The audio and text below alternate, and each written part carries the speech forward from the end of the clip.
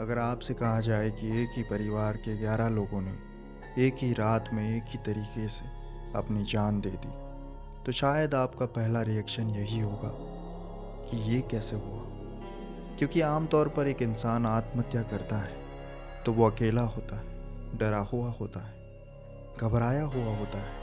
लेकिन यहाँ सवाल सिर्फ मौत का नहीं, यहाँ सवाल है इतने लोगों के इतनी शांति से एक ही साथ फैसले लेने का। लेकिन दिल्ली के बुराड़ी में ये सवाल सिर्फ सोचा नहीं गया, ये सवाल आज भी जिंदा है।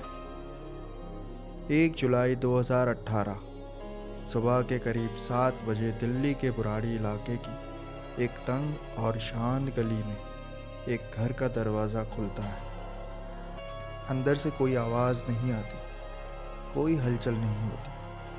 ऐसा लगता है जैसे घर सो रहा हो। लेकिन जब पुलिस घर के अंदर दाखिल होती है तो उनके कदम वहीं थम जाते हैं। घर के एक कमरे में छत से लटकी हुई 10 लाशें, सबकी आंखों पर कपड़ा बंधा हुआ, मुंह ढके हुए, हाथ पीछे बंधे हुए और बिल्कुल एक जैसे तरीके से।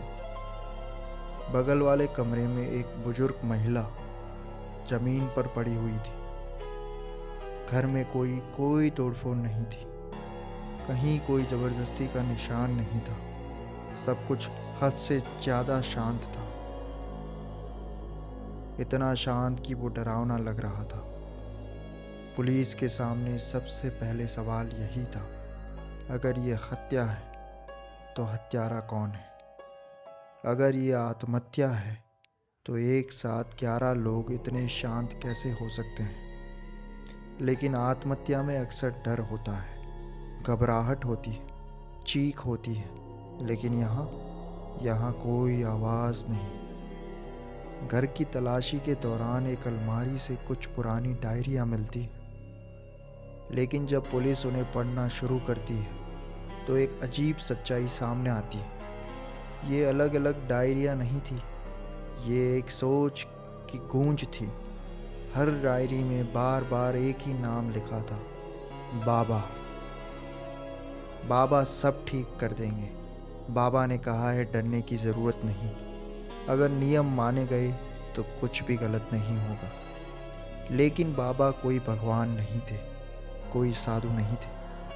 बाबा थे इस परिवार के मुखिया, नारायण देवी के पति, जिनकी मौत कई साल पहले हो चुकी थी। लेकिन परिवार के बेटे ललित का कहना था कि बाबा आज भी आते हैं, उससे बात करते हैं, उससे पूरे परिवार को रास्ता दिखाते हैं। धीरे धीरे पूरा परिवार इस बात पर भरोसा करने लगा, क्योंकि जब इंसान डर में होता है तो वो सवाल नहीं उठाता, वो सहारा ढूंढता है। ललित परिवार का पढ़ा लिखा सदस्य, बिजनेस संभालने वाला इंसान, यानी वही इंसान जिस पर सबसे ज़्यादा भरोसा था। लोगों ने सोचा शायद काम का दबाव है, शायद जिम्मेदारियां ज़्यादा हैं। लेकिन धीरे धीरे उसका व्यवहार बदलने लगा। वो घंटों अकेले बैठता, दीवारों से बातें करता, खुद से बुदबुदाता और फिर कहता, बाबा आए थे।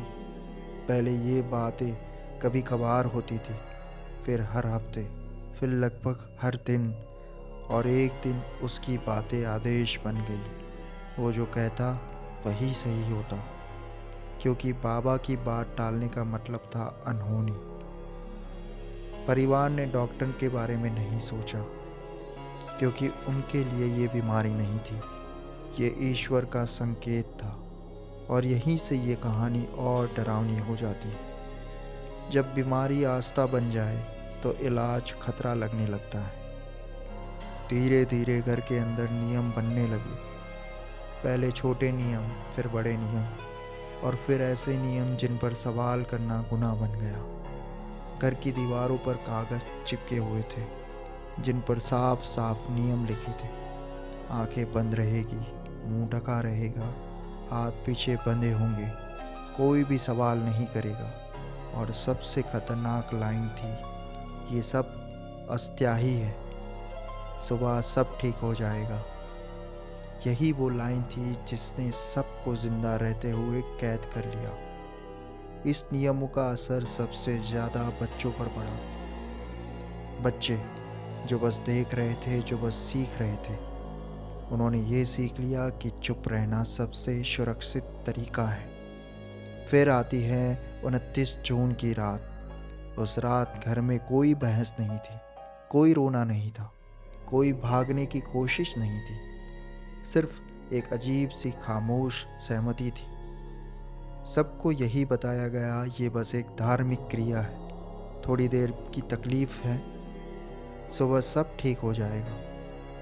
और इंसान जब ये मान ले कि दर्द अस्थायी है तो वो कुछ भी सह लेता है। एक एक करके नियम माने गए, रस्सियाँ बंधी, आंखें ढकी गई, और उस कमरे में आस्था और मौत आमने सामने खड़ी थी। सबसे बड़ा सवाल यही है कि क्या वो मरना चाहते थे? जांच कहती है नहीं। वो मानते थे कि ये एक धार्मिक क्रिया है जिसके बाद सब ठीक हो जाएगा। यानी वो मरने नहीं गए थे, वो बचने की उम्मीद में गए थे। लेकिन जब सुबह हुई तो घर में सिर्फ खामोशी थी। कोई बाबा नहीं आए, कोई चमत्कार नहीं हुआ, सिर्फ 11 जिंदगियां ख़त्म हो चुकी थी। आज भी ये केस कानूनी तौर पर सामूहिक आत्महत्या कहलाता है, लेकिन सवाल आज भी जिंदा है। क्या ये सिर्फ आत्महत्या थी या फिर मानसिक कैद? क्या दोषी कोई इंसान था या अंधविश्वास? बुराड़ी हमें ये सिखाता है कि जब इंसान आस्था और अंधेपन के बीच में फ़र्क भूल जाता है तो सबसे पहले उसकी सोच मरती है। और जब सोच मर जाए तो शरीर का बचना सिर्फ समय की बात होती है, क्योंकि उस घर में सबसे पहले लोग नहीं मरे थे, वहाँ सबसे पहले सवाल पूछने की हिम्मत मरी थी।